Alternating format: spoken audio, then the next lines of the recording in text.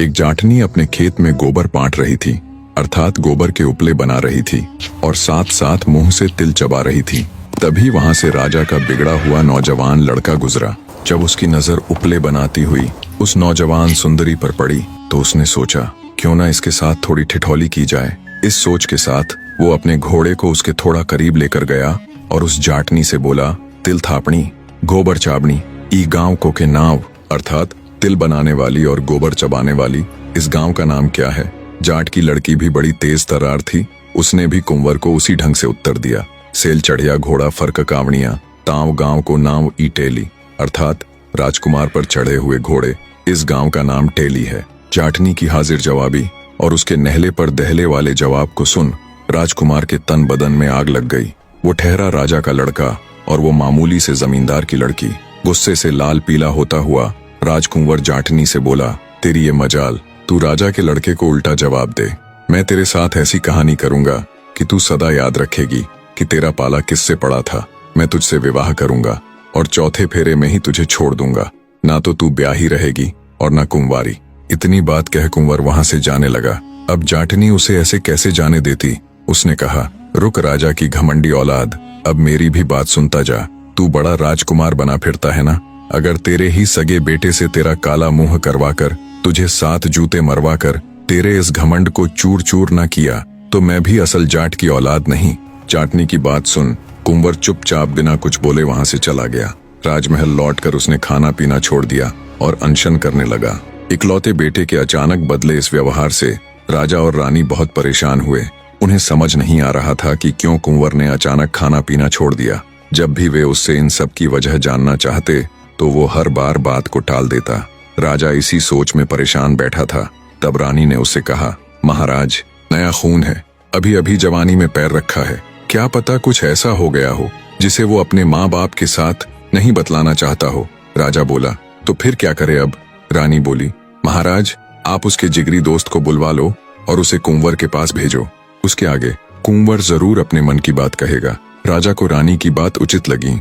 अगले दिन जैसा रानी ने कहा राजा ने वैसा ही किया और कुंवर के खास दोस्त को बुलवा उसे अपने बेटे की हालत से अवगत करवाते हुए उसके पास भेजा। कुंवर के जिगरी ने जब उसके पास जाकर उसकी इस व्यथा का कारण पूछा तो अंदर ही अंदर घुल रहे कुंवर ने उसके आगे सब उगल दिया। जाट की लड़की के साथ हुई पूरी घटना राजकुंवर अपने जिगरी दोस्त के सामने कह सुनाता है और कहता है, उस मामूली सी जमींदार की लड़की को मैं चुनौती तो दे आया कि मैं उसे बीच विवाह चौथे फेरे में छोड़ दूंगा, पर मेरी अब ये चुनौती पूरी कैसे होगी। अपने राजकुमार मित्र की बात सुन उसका जिगरी हंसता हुआ बोला, अरे मेरे यार, इतनी छोटी सी बात के लिए तुम खाना छोड़कर अनशन पर बैठे हो। तुम चिंता मत करो, मैं तुम्हारे पिता यानी महाराज से अभी बात करता हूँ। कुंवर थोड़ा चिंतित होता हुआ बोला, पर मेरे पिता हमारे इस कुकृत्य में शामिल क्यों होंगे भला। कुंवर का जिगरी बोला, तू उस सब की चिंता मत कर यार। इतना कहकर वो राजा महाराज के पास जाता है और उन्हें आधी अधूरी बात बताते हुए कहता है कि महाराज, आपके सुपुत्र का हृदय राज्य की एक जाट जमींदार की लड़की पर आसक्त हो गया है। बस उसी के चक्कर में वो अनशन पर है। अपने बेटे के दोस्त की बात सुन राजा बोला, अरे बस इतनी सी बात, मैं अभी उस जमींदार के घर राजकुमार का रिश्ता पहुंचा देता हूँ। इस प्रकार राजकुमार का जिगरी दोस्त उसके पिता को आधी अधूरी बात बताकर मना लेता है। राजा अगले दिन ही अपने एक पुरोहित के हाथों जाट के घर अपने लड़के का रिश्ता भेज देता है। पुरोहित तुरंत आदेशानुसार जाट के घर राजा के लड़के का विवाह प्रस्ताव लेकर पहुंच जाता है। राजा के लड़के का रिश्ता आया देख एक बार के लिए जाट सक पका गया। कहाँ वो राजा का लड़का और कहाँ हम साधारण से जमींदार। वो गहरी सोच में पड़ जाता है।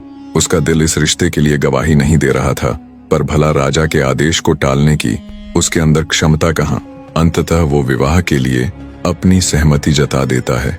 जाट की लड़की यानी जाटनी को जब पता चला तो वो बिना अपने पिता को कुछ बताए मन ही मन सतर्क हो जाती है। उसे पता था राजा का लड़का कुछ गड़बड़ जरूर करेगा। निश्चित तिथि पर कुंवर बारात लेकर जाट के घर पहुंच गया। पंडित ने मंत्र आदि पढ़ते हुए लड़की को बुलाया और विधि विधान के साथ उन दोनों का विवाह कार्यक्रम प्रारंभ कर दिया।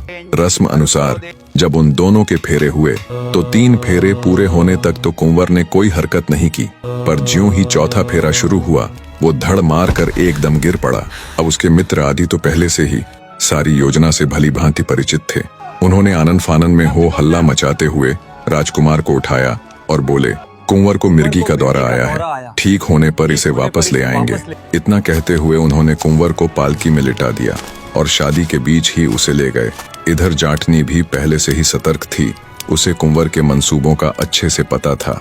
चौथे फेरे के दौरान जब कुंवर बहाना करते हुए नीचे गिरा और ये सारा झमेला हुआ, उसी दौरान उसने चुपके से कुंवर की कटार निकाल ली थी। उनके जाने के बाद जाट की बेटी ने राजकुमार की कटार से बाकी बचे हुए फेरे ले लिए। इस प्रकार विवाह संपन्न हो गया। अब बदले की बारी उसकी थी। जाट की लड़की को धोखे से विवाह के बीच में छोड़ राजकुमार राजमहल लौट आता है। वक्त बीता, पर कुंवर अब उसे लाने के लिए क्यों जाने वाला था भला? उसे तो बस अपनी कही हुई पूरी करनी थी। जाट की भी इतनी हिम्मत नहीं पड़ी कि वो राजा के सामने जाकर अपनी बेटी के साथ हुए इस अन्याय की गुहार लगाए। जाट की बेटी दिन प्रतिदिन गहरी चिंता में सूखने लगी। अंदर ही अंदर उसे ये बात कचोटती रहती कि राजा का लड़का तो उसे बीच विवाह छोड़कर अपनी कही बात पूरी कर गया। अब वो अपनी बात को कैसे पूरा करेगी? आखिरकार जाटनी ने भी एक योजना बनाई। अपनी योजना को अंजाम देने के लिए वो अपने पिता के पास जाती है और उनसे कहती है, पिताजी, कुछ दिन से मेरा मन उखड़ा उखड़ा सा रहता है। अगर आप इजाजत दें तो मैं मानसिक शांति के लिए तीर्थ जाना चाहती हूँ।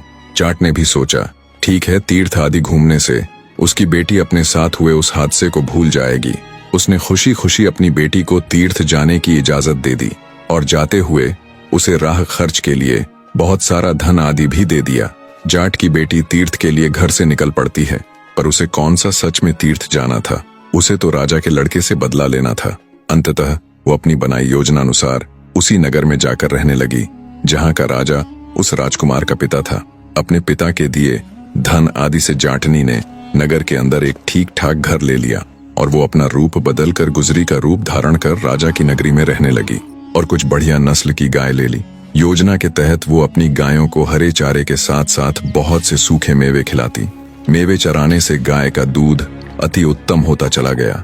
गुजरी बनी जाटनी ने अपने गायों के उस प्योर दूध से दही जमानी शुरू कर दी और शाम के समय वो पूरी तरह बन ठन कर नगर के चौक में अपनी दही बेचने के लिए जाने लगी।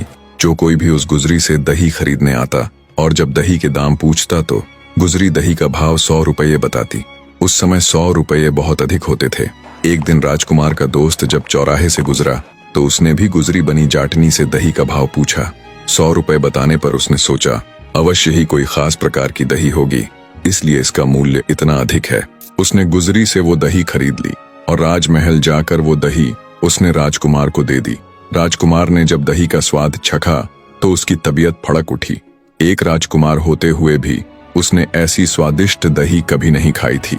दही के स्वाद से अभिभूत हो जब उसने अपने मित्र से उस अत्यधिक स्वादिष्ट दही का राज पूछा तो उसके दोस्त ने उसके आगे की पूरी बात कह सुनाई।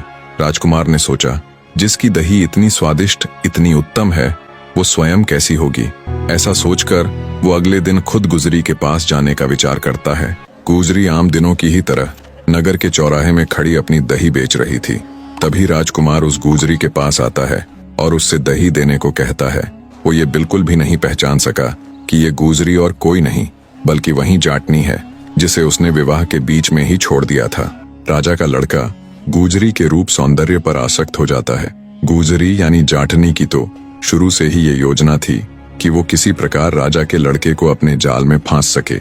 अब राजकुमार हर रोज गुजरी के पास दही के बहाने आने लगा। एक दिन गुजरी ने उसे अपने डेरे में आमंत्रित किया। दोनों का प्यार प्रवान चढ़ा और वो एकांत में बने गुजरी के डेरे में मिलने लगे। इस प्रकार गुजरी यानी जाटनी गर्भ धारण कर लेती है। अगली बार जब राजकुमार उसके पास आया तो वो राजकुमार से अपने घर जाने की इजाजत लेते हुए कहती है, अब मुझे मेरे घर जाना पड़ेगा, मुझे बहुत दिन हो गए, घर वाले चिंता में होंगे। राजकुमार गुजरी को रोकने की बहुत चेष्टा करता है पर वो नहीं मानती। अंततः गुजरी राजकुमार को जल्दी ही दोबारा मिलने का आश्वासन देती है। उसकी बात से सहमत हो राजकुमार उसे निशानी के तौर पर अपनी अंगूठी निकाल कर देते हुए कहता है, अब की बार जब तुम हमारे राज्य में आओ तो तुम्हें कहीं बाहर ठहरने की आवश्यकता नहीं। तुम पहरेदारों को मेरी ये अंगूठी दिखाकर सीधी राजमहल चली आना। राजकुमार की अंगूठी ले जाटनी फिर से अपने गांव अपने पिता के पास लौट जाती है। तय समय पर जाटनी ने एक बड़े ही स्वस्थ और तेजस्वी पुत्र को जन्म दिया। पुत्र के जन्म पर उसने अपने पिता को भी अपनी सारी योजना बता दी। समय अपनी गति के साथ बीतने लगा। जाटनी अपने पुत्र का खान पान का विशेष ध्यान देती, जिससे वो दिन दूनी और रात चौगुनी गति से बढ़ने लगा।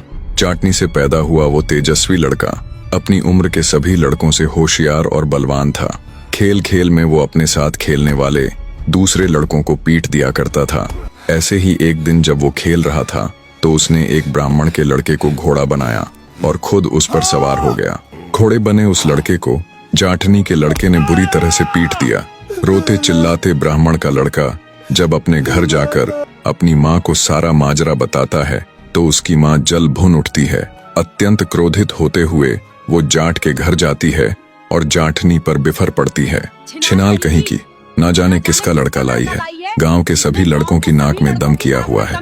मन आया उसको पीट दिया, मन आया उसे मार दिया। हरामी कहीं का। गुस्से से भरी ब्रह्माणी जब ये बातें जाटनी को कह रही थी, तब जाटनी का बेटा भी सारी बातें सुन लेता है। उसके तन बदन में आग लग जाती है। ब्रह्माणी के जाने के बाद वो गुस्से से लाल पीला होता हुआ अपनी माँ के पास गया और बोला, या तो मुझे मेरे पिता का नाम बता, अन्यथा मैं तुझे मार डालूंगा। मैं भूल जाऊंगा कि तुम मेरी माँ हो। अपने बेटे के मुख से ये बात सुन उसकी माँ की आंखें स्वतः ही नम हो जाती हैं। वो कहती है, मैं तुझे तेरे पिता का नाम अवश्य बतला दूंगी, पर मेरी एक शर्त है कि तू अपने बाप का काला मुंह करके उसे 7 जूते मारेगा। अपनी माँ की बात सुन लड़का हैरान होते हुए बोला, पर क्यों? तब जाटनी अपने बेटे के आगे पूरी बात खोल देती है कि कैसे घमंड में चूर उसके राजकुमार पिता ने अपनी बात पूरी करने के लिए उसे धोखे से बीच विवाह ही छोड़ दिया था, और कैसे तब वो उसके पिता का घमंड तोड़ने के लिए गुजरी का वेश धारण कर उससे फिर से मिली। माँ की पूरी बात सुन लड़का सन्न रह गया। मुझे माफ कर देना माँ, मैंने उस ब्राह्मणी की बात सुन आपको गलत समझा। मैं आपसे वादा करता हूँ कि मैं आपके कहे वचनों को झूठा नहीं होने दूंगा। मैं अपने उस अहंकारी पिता का मुंह काला करके उसे 7 नहीं बल्कि 14 जूते मारूंगा, 7 आपके नाम के और 7 मेरे नाम के।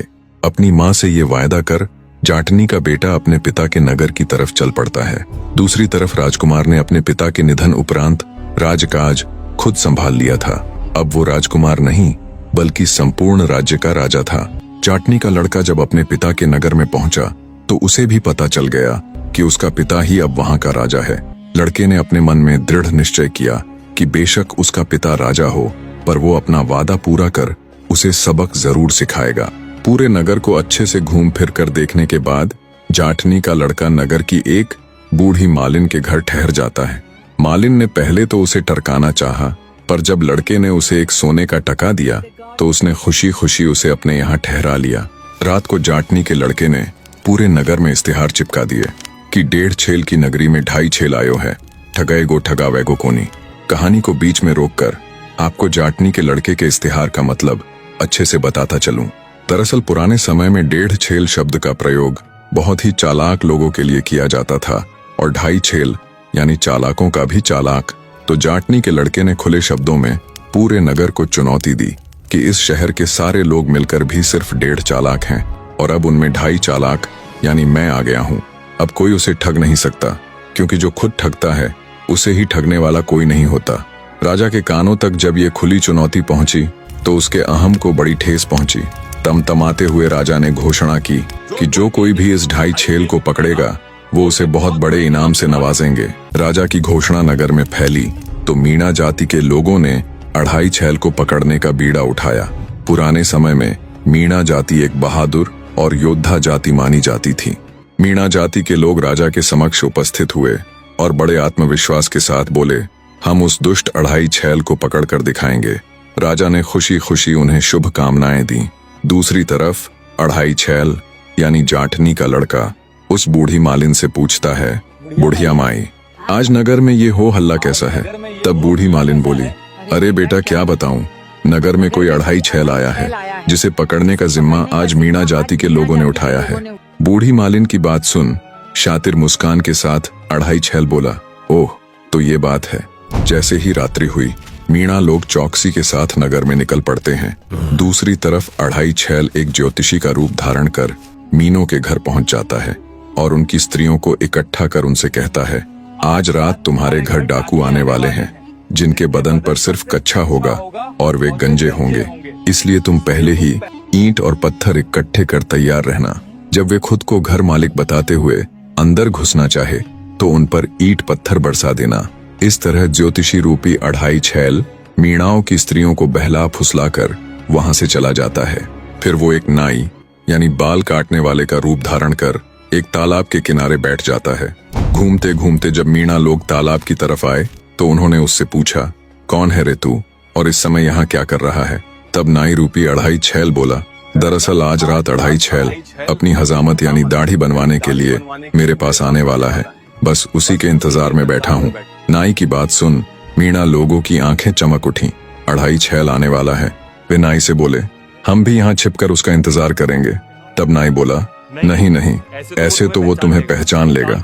एक काम करता हूँ, तुम्हारे बाल काटकर तुम सबको गंजा कर देता हूँ, फिर तुम सब तालाब में घुस जाना और सिर्फ अपना सिर बाहर रखना। गंजे होने के कारण अढ़ाई छैल तुमको देख नहीं पाएगा।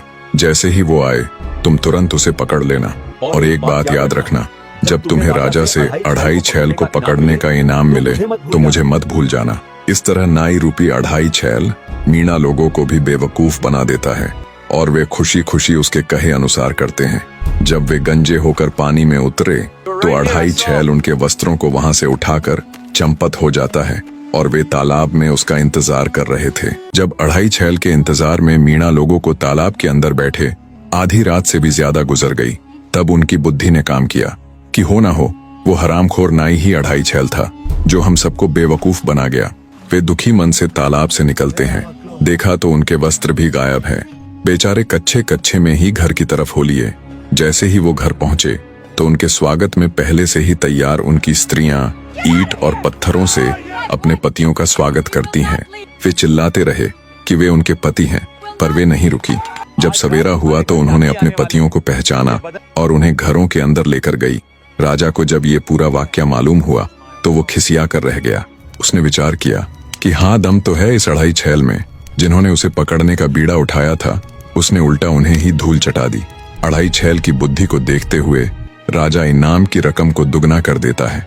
दोगुने इनाम के चक्कर में नगर का कोतवाल राजा के सम्मुख पेश होता है और कहता है, महाराज मुझे भी मौका दीजिए, मैं उस कमीने अढ़ाई छैल को आपके कदमों में लाकर डाल दूंगा। राजा ने कोतवाल को भी शुभकामनाएं दी। जाठनी का लड़का यानी अढ़ाई छैल फिर से बातों बातों में बूढ़ी मालिन से पता कर लेता है कि आज नगर के कोतवाल ने उसे पकड़ने का बीड़ा उठाया है। उधर शाम होते ही कोतवाल गश्त के लिए निकल पड़ता है और इधर जाटनी का लड़का एक बूढ़ी स्त्री का रूप बना फटे पुराने कपड़े पहनकर नगर के चौक में बैठकर दाना दलने लग जाता है। कोतवाल वहां से गुजरा तो बूढ़ी स्त्री को देख बोला, क्यों री बुढ़िया, इस वक्त तू यहाँ क्या कर रही है? बुढ़िया बने अढ़ाई छैल ने हकलाते हुए बूढ़ी स्त्री की तरह ही जवाब दिया, क्या बताऊं हुजूर, अढ़ाई छैल आया था और अपने घोड़े के लिए दाने दलवाने का काम सौंप गया, बस उसी के काम में लगी हूँ, वो आता ही होगा। बूढ़ी की बात सुन नगर कोतवाल चहक उठा, बोला, तुम हटो यहाँ से बूढ़ी माई और अपने ये वस्त्र मुझे दे दो। इस प्रकार नगर कोतवाल बूढ़ी के वस्त्र पहन नगर चौक में दाने दलने लगा। बुढ़िया रूपी अढ़ाई छैल कोतवाल के कपड़े ले वहां से चंपत हो जाता है और कोतवाल पूरी रात नगर चौराहे में बैठा दाना दलता रहा। जब दिन निकलना शुरू हुआ तब आते जाते लोग कोतवाल के ऊपर हंसते कि ये आज कोतवाल को क्या हो गया जो इस भेष में नगर चौराहे पर बैठा दाना पीस रहा है। लोगों को खुद पर हंसते देख कोतवाल ने तुरंत वो सारा ताम झाम फेंक दिया और माथा पकड़कर बैठ गया। साला वो अढ़ाई छैल बुढ़िया का रूप बना मेरे साथ भी खेला कर गया। राजा को जब इस सारे घटनाक्रम का पता चला तो वो भी दांत पीस कर रह जाता है। जाटनी के लड़के ने राजा की नाक में दम किया हुआ था। जब मीणा जाति के लोगों ने उसे पकड़ना चाहा तो उसने उल्टा उन्हीं के सिर मूंडकर उनकी ही स्त्रियों द्वारा उन पर ईंट पत्थर बरसवा दिए। जब नगर के कोतवाल ने उसे पकड़ना चाहा तो उसने कोतवाल को भी सबक सिखाते हुए उससे बीच चौराहे में दाना दलवाया, जिससे वो लोगों के बीच मजाक का पात्र बनकर रह गया। इन घटनाओं के बाद पूरे नगर में अढ़ाई छैल का भय इस कद्र हो चुका था कि अब कोई भी नगर निवासी उसे पकड़ने के लिए आगे नहीं आ रहा था। लोगों को ये बात जच गई थी कि अगर अढ़ाई छैल को पकड़ने गए तो उल्टा हमें ही लेने के देने पड़ जाएंगे। राजा भी उससे अत्यंत परेशान था। अंततः राजा ने उसे पकड़ने वाले को आधा राज्य देने की घोषणा की आधे राज्य के लालच में इस बार फौजदार हिम्मत करके आगे आया। बड़े ही विश्वास के साथ उसने राजा से कहा, होगा महाराज, वो 2.5 छैल, पर अब तक उसका पाला मुझसे नहीं पड़ा है। कल सुबह वो आपके कदमों में होगा। राजा ने बुझे हुए मन से फौजदार को भी शुभकामनाएं दी। इधर जाटनी के लड़के यानी 2.5 छैल ने बातों बातों में फिर से बूढ़ी मालिन के आगे वही बात छेड़ दी। क्यों री बूढ़ी माई, अब की बार किसने 2.5 छैल को पकड़ने का बीड़ा उठाया है? तब बूढ़ी मालिन दबी हुई आवाज में कहती है, बेटा अब की बार फौजदार ने उस 2.5 छैल को पकड़ने की ठानी है। क्यों री माई, कौन कौन है इस फौजदार के परिवार में?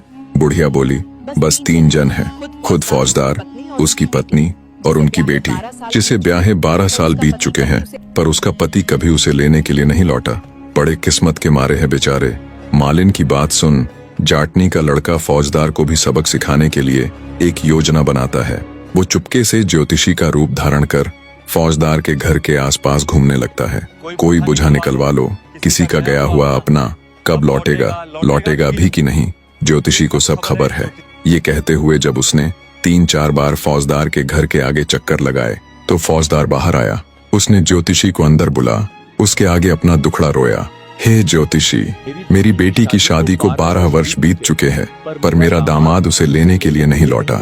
फौजदार की बात सुन जाटनी का लड़का बोला, अरे आपका भाग्य तो कुछ और ही कह रहा है, जल्दी ही आपके भाग खुलने वाले हैं। ज्योतिषी की बात सुन फौजदार खुशी के साथ साथ अचंभित होते हुए बोला, कैसे ज्योतिषी बाबा, कृपया थोड़ा और खुलकर बताइए। तब ज्योतिषी बोला, आपका दामाद बहुत बड़ा व्यापारी बन गया है और आपके भाग्य अनुसार वो आज रात ही आपके घर पधारने वाला है, इसलिए आज चौकन्ने रहना।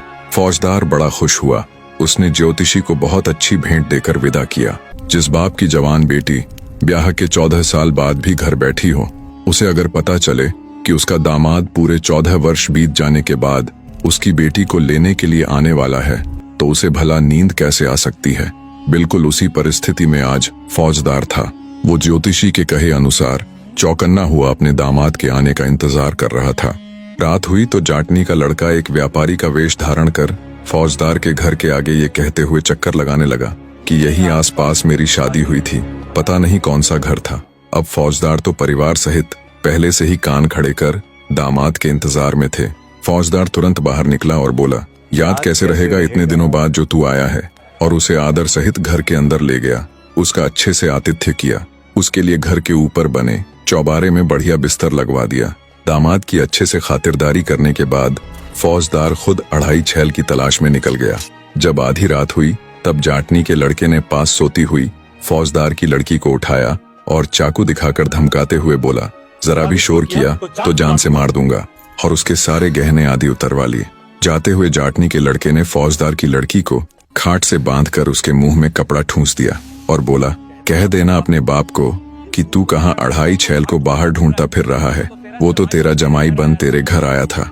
इतना कहकर घर में रखा अन्य धन आदि लेकर जाटनी का लड़का रफू चक्कर हो गया। सुबह हुई और सारा भेद खुला तो फौजदार ने भी अपना सिर पीट लिया। जब राजा तक ये खबर पहुंची तो उसके सब्र का बांध भी टूट गया। साले सब के सब निकम्मे हैं, कोई किसी काम का नहीं। अंततः राजा ने खुद 2.5 छैल को पकड़ने का बीड़ा उठाया। उधर जाटनी के लड़के ने बूढ़ी मालिन को लूटा हुआ बहुत सारा धन दिया और बोला, क्यों री माए, आज किसने बीड़ा उठाया है 2.5 छैल को पकड़ने का?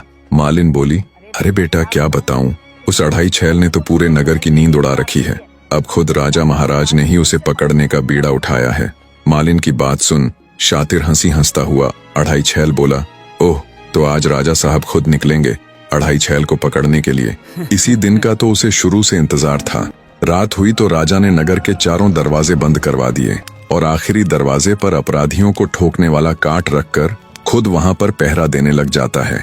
उधर जाटनी के लड़के ने एक अत्यंत सुंदर लड़की का वेश धारण कर लिया और हाथों में पूजा की थाली लेकर निकल पड़ा नगर में। जब सुंदर युवती बना जाटनी का लड़का राजा के नजदीक से गुजरा तो उसे देख राजा को भी बड़ा अचंभा हुआ। सोचा, नव युवती इतनी रात को हाथ में पूजा की थाल लिए भला कहाँ जा रही है। राजा उसे आवाज देकर रोक लेता है और कहता है, कौन हो तुम और इतनी रात को कहाँ जा रही हो? युवती ने आत्मविश्वास के साथ निर्भीकता से उत्तर दिया, मैं फौजदार की बेटी हूँ। राजा बोला, इतनी रात को कहाँ जा रही हो बेटी? इस पर युवती ने कुछ लज्जा कर कहा, महाराज आपको तो यह पता ही है कि कल रात वो दुष्ट अढ़ाई छेल हमारे घर आया था। लूटपाट के साथ साथ उस हरामी ने मेरा धर्म भ्रष्ट भी कर दिया। अंततः पास ही के भैरव मंदिर में फिर से पवित्र बनने के लिए जा रही हूँ। भैरव जी की कृपा से मेरा कलंक दूर हो जाएगा।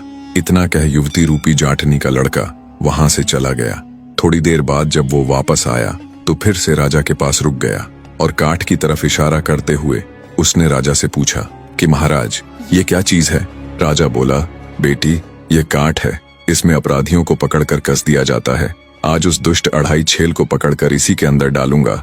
राजा की बात सुन बड़े ही भोलेपन के साथ युवती बोली, महाराज ये भला कैसा यंत्र है, इससे पहले तो ऐसा कुछ मैंने कभी नहीं देखा। मैं भी तो देखूं कि इसमें अपराधी कैसे ठोका जाता है। युवती के इतना कहने पर राजा ने अपना एक पैर काठ में रखा और बोला कि देख, इस तरह एक पैर इस छेद में डाल दिया जाता है और दूसरा पैर 3 छेद छोड़कर चौथे छेद में, और फिर इस काठ को बंद करके ताला लगा दिया जाता है। युवती बोली, महाराज मैं देखना चाहती हूँ, कृपया आप एक बार मुझे भी इसमें बंद करके दिखाइए ना। युवती का भोलापन देख राजा बोला, बेटी मैं तुझे इस काठ में कैसे बंद कर सकता हूँ भला, तुम्हारे ये कोमल कोमल हाथ पैर छिल जाएंगे। अगर तुम्हें इसे देखने की इतनी ही अभिलाषा है तो लो मैं स्वयं इसके अंदर जाकर तुम्हें दिखलाता हूँ।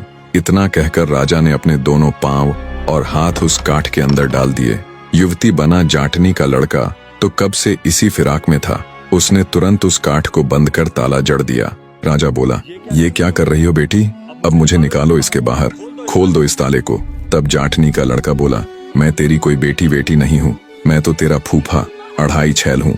ये सुन राजा की आंखें फटी की फटी रह जाती हैं। जाटनी के लड़के ने अपनी जेब से कालिख निकालकर राजा के मुंह पर मल दी और 7 जूते मारते हुए बोला, ये मेरी माँ के नाम के। और एक बार फिर से एक के बाद एक करके 7 जूते दोबारा राजा को जड़ दिए और बोला, ये मेरे नाम के। इस प्रकार अच्छे से अपना बदला लेने के बाद जाटनी का लड़का राजा को उसी हालत में छोड़ वहां से 9-2-11 हो गया। बेचारे राजा की बड़ी दुर्दशा हुई। सुबह हुई तो लोगों ने उन्हें काठ में से निकाला। अब तक राजा भी अढ़ाई छेल का कायल हो चुका था, पर एक बात राजा को अंदर ही अंदर खाए जा रही थी। वो सोच रहा था कि मैं तो उस लड़के को जानता तक नहीं, फिर उसने जूते मारते हुए ये क्यों कहा कि 7 मेरी माँ के नाम के और 7 मेरे नाम के। अगले दिन राजा ने पूरे नगर में घोषणा करवा दी कि अढ़ाई छेल के सभी गुनाह माफ हैं। वह दरबार में हाजिर हो, राजा साहब उसे भरपूर इनाम नवाजने के लिए बेकरार है। जाटनी के लड़के ने जब ये घोषणा सुनी तो वो दरबार में हाजिर हो गया। महाराज मैं ही हूँ वो अढ़ाई छेल। उसे देख राजा हैरान था। उसे उसके आने की बहुत कम उम्मीद थी। कुछ देर तक राजा खुले मुंह से विचारों की उधेड़-बुन में खोया हैरानी से उसे देखता रहा। फिर जब राजा ने उससे जूते मारने का कारण पूछा तो उसने शुरू से लेकर अब तक का सारा वृतांत राजा के सामने कह सुनाया। तब राजा बोला, उसे तो मैंने बीच विवाह ही छोड़ दिया था, फिर वो मेरी पत्नी और तुम मेरे बेटे कैसे हुए। जाटनी का लड़का बोला, महाराज जब आपने फेरों के बीच बेहोश होने का नाटक किया था उसी क्षण पहले से ही चौकन्नी मेरी माँ ने आपकी कटार निकाल ली थी। आपके जाने के बाद बस आपकी उस कटार के साथ ही उन्होंने बाकी बचे हुए फेरों को पूरा कर विवाह संपूर्ण किया। और रही मेरे पैदा होने की बात तो मेरे जन्म की कहानी आपकी ये अंगूठी बयां करेगी। राजा ने तुरंत अपनी उस अंगूठी को पहचान लिया जिसे उसने गुजरी को दिया था। राजा जाटनी को आदर सहित अपने राज्य में बुलवा लेता है और जाटनी वो उसके लड़के से अपने किए के लिए माफी मांगता है। राजा ने अढ़ाई छेल को अपना बेटा मान उसे युवराज घोषित कर दिया और जाटनी को अपनी पट रानी बना लिया। इस तरह जाटनी ने भी अपनी कही पूरी करके दिखाई। उन्होंने साथ साथ बड़े ही आनंद के साथ अपना जीवन व्यतीत किया। निष्कर्ष सुनने से पहले आप सबसे प्रार्थना है, चैनल को सब्सक्राइब करने के साथ साथ कहानी के ऊपर अपनी राय जरूर दीजिए। निष्कर्ष, यह कहानी उस अहंकारी व्यक्ति की गाथा है जो अपने ऊंचे पद और बाहरी दिखावे के मद में चूर रहता है। राजकुमार को लगा कि उसका राजसी वैभव उसे किसी को भी अपमानित करने का अधिकार देता है, परंतु वह यह भूल गया कि अहंकार वह जाल है जो स्वयं को ही फंसाता है। दूसरी ओर जाटनी वह मूर्तिमंत धैर्य और बुद्धिमत्ता थी जिसने अपने अपमान का तत्काल प्रतिशोध नहीं लिया। उसने अवसर की प्रतीक्षा की, एक सोची समझी योजना बनाई और अपने स्वाभिमान की रक्षा के लिए सतर्कता से कदम बढ़ाया। उसने सिद्ध किया कि वास्तविक शक्ति बाहरी साधनों में नहीं बल्कि आंतरिक साहस और विवेक में निहित होती है। यह कहानी हमें 4 गहरे सबक देती है। नंबर 1, अहंकार पतन का मार्ग है। जो व्यक्ति अपने पद और शक्ति के मद में दूसरों का अपमान करता है, उसका पतन निश्चित है। नंबर 2, धैर्य और बुद्धि अजेय हैं। क्रोध में किया गया कार्य विफल होता है, जबकि धैर्यपूर्वक बनाई योजना सफल होती है। नंबर 3, कर्म का सिद्धांत अटल है। जैसा बोओगे वैसा ही काटोगे। दूसरों के लिए जो व्यवहार करोगे वही अंततः तुम्हारे सामने आएगा। नंबर 4, सत्य की सदैव जीत होती है। चाहे कितनी भी बाधाएं आए, अंततः धर्म और न्याय की ही विजय होती है। अंततः अपने जीवन में अहंकार को कभी स्थान मत दीजिए। दूसरों का सम्मान कीजिए, क्योंकि हर व्यक्ति की अपनी गरिमा और शक्ति होती है। और याद रखिए, जिसके पास धैर्य और न्याय है, उसकी विजय निश्चित है। कहानी में अंत तक जुड़े रहने के लिए आप सबका तहे दिल से धन्यवाद। मिलते हैं फिर जल्दी ही एक नई कहानी के साथ। तब तक चैनल को सब्सक्राइब करके रखिए।